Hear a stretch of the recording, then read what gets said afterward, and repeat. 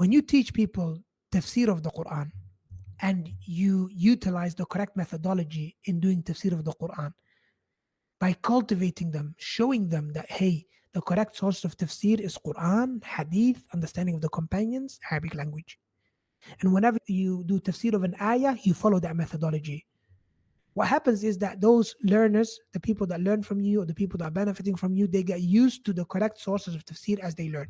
Now, we are not just spreading tafsir, we're also spreading the correct methodology in learning tafsir, the correct methodology in approaching Quranic education.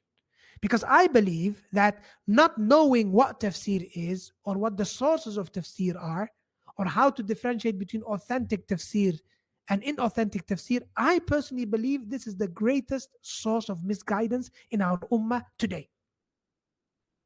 It's the greatest source of confusion and misguidance. Why do I say that?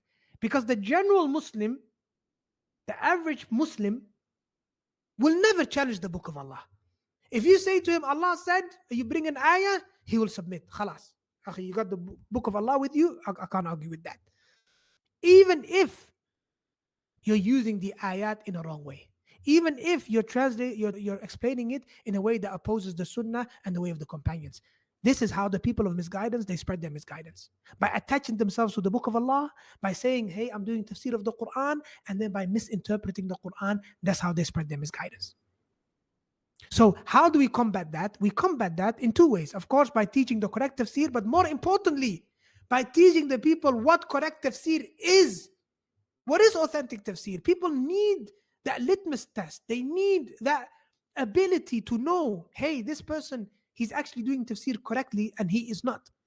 So when you hear someone doing tafsir and he talks for 30 minutes and you don't hear him once say Allah said to explain the ayah, or the Prophet said to explain the ayah, or companions understood to explain the ayah, automatically you know that this person is speaking about the book of Allah without knowledge. Because you cannot understand the book of Allah except through those three sources.